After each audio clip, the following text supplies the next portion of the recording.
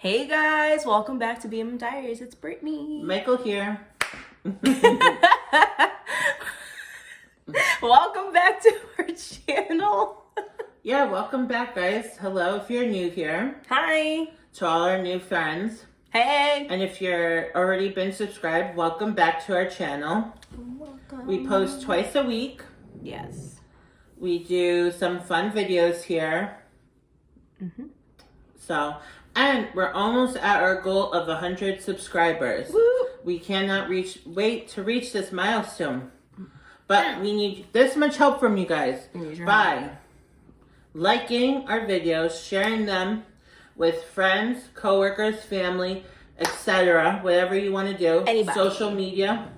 Commenting down below to help us what you guys want to see from us. Yes. Yeah, I mean, come on. And also, hit the red button down below if you're not subscribed already. Wait, is it up or down? I don't know. Somewhere. But yeah, make sure you hit that red button. Subscribe. Yes. There's no fee, no cost. It's free. It just helps us so you can see more videos from us and more fun content. Yay! And hit the bell icon because that helps you know when the next time videos come about. Ding! Ding, ding. Let's get to our video. Yes, let's go on to the video. Bye!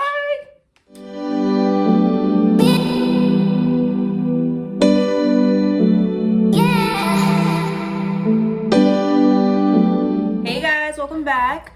So this video is going to be a little bit different. It's going to be a story time about my dad who had cancer. So this will be his cancer journey story.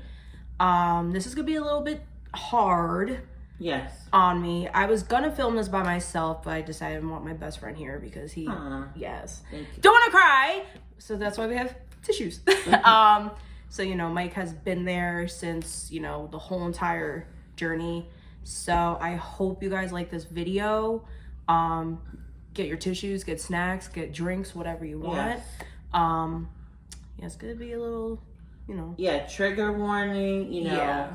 Also, don't put any hate comments down below. Please, this is all positivity. Yeah. This is, yeah.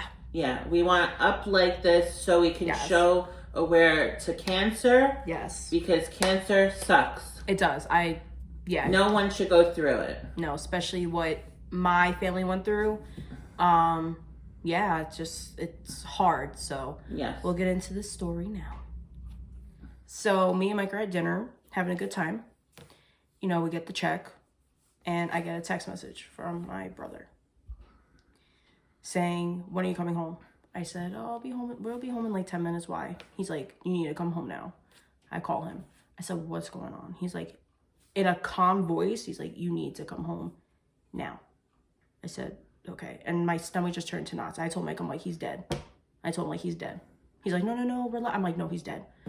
Call my mom. No answer. Usually she picks up like the first ring, second ring. I call my uncle. No answer. But then he picked up the second time. He's like, "You need to come home immediately." Thank God the check just came back. I was like, all right, we gotta go. That was the worst nightmare. Like, we were thinking, what, God forbid, in the middle of the dinner, in the beginning, right when we sat down. Yeah. Like, if we got a call. Right. Luckily, he waited. He waited. Till we got the check. Yeah. As bad as it sounds, like, you know, not trying to be mean, but we laughed in a good way.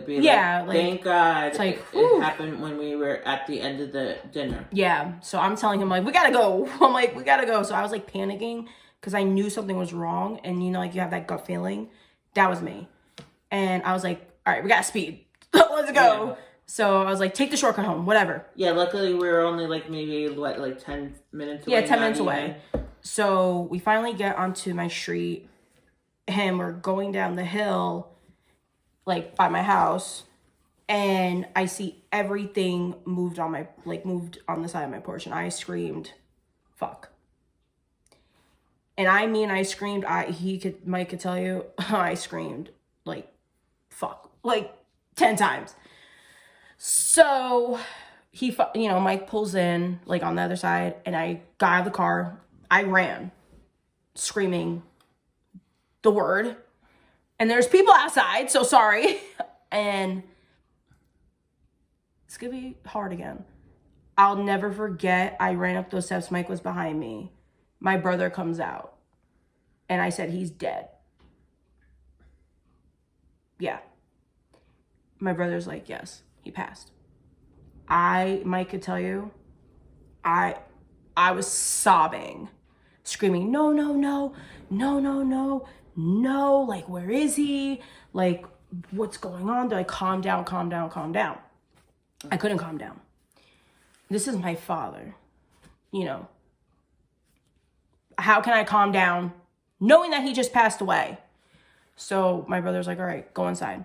I'm like, I said, I dropped my purse. Mike was behind me. He dropped his stuff right behind me. I said, where is he? My mom's like, shh, like, quiet. Like, just, you know. So I go in. He passed. So he was at peace. He looked peaceful. My cousin was with us.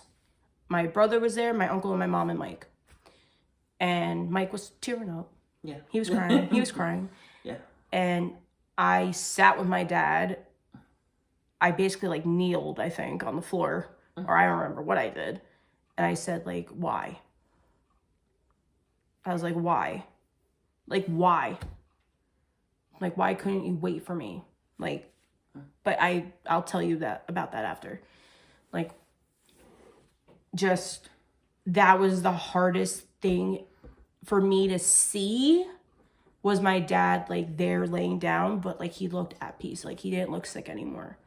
So the song that was playing is by Pavarotti, and that song will be stuck with me forever because it was a beautiful song. And I was like, can we just turn this off? I'm like, please, I don't want to hear it. It was on repeat. I'm like, turn it off. So, you know, he was okay. You know, I was crying my eyes out. You know, I was talking to him. I was like, can you wake up?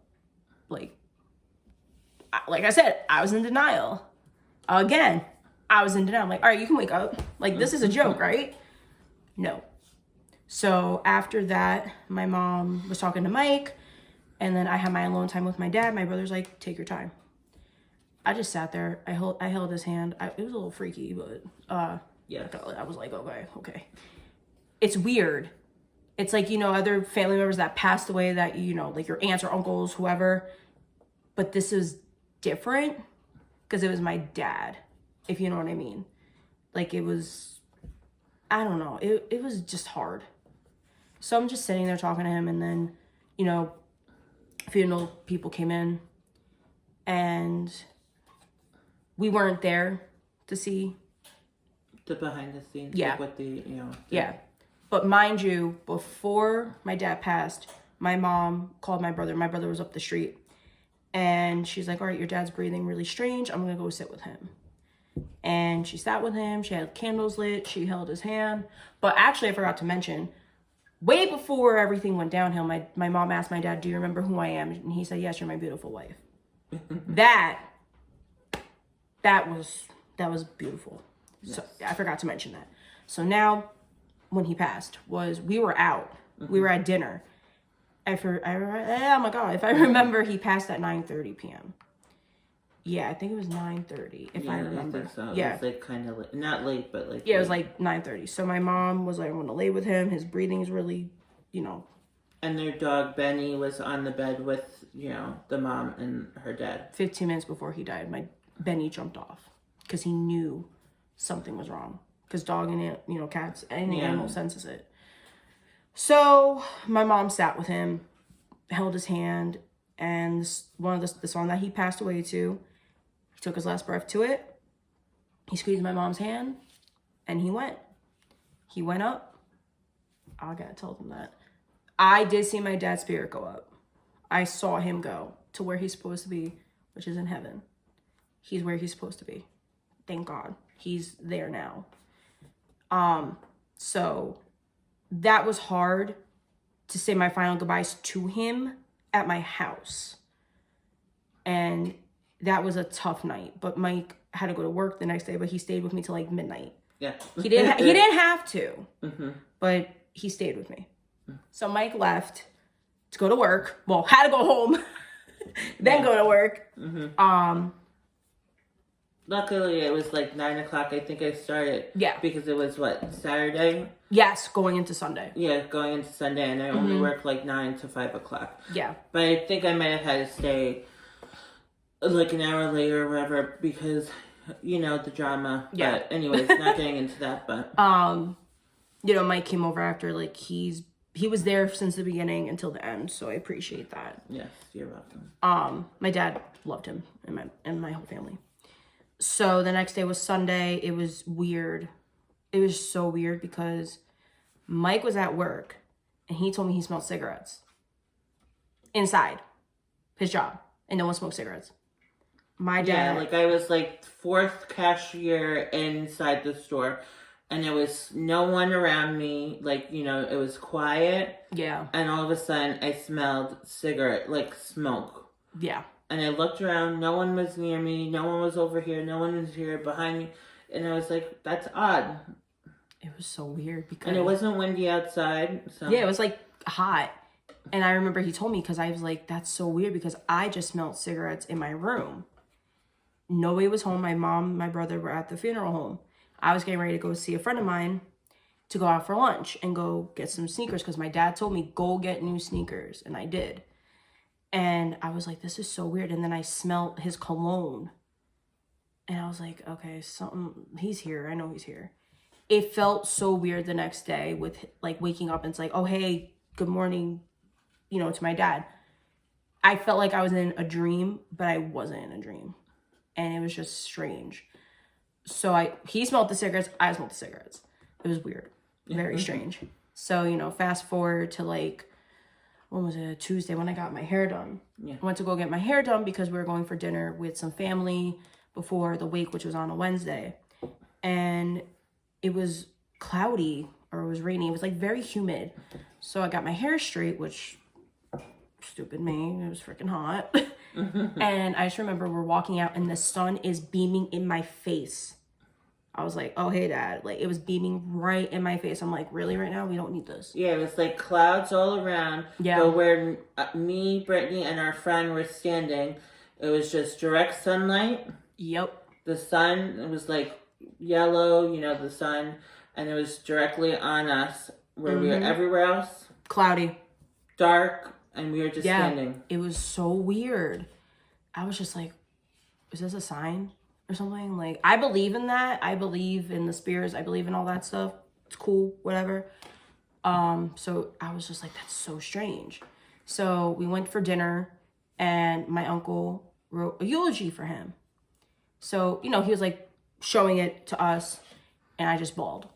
I was like, this is not real. Like, still in denial.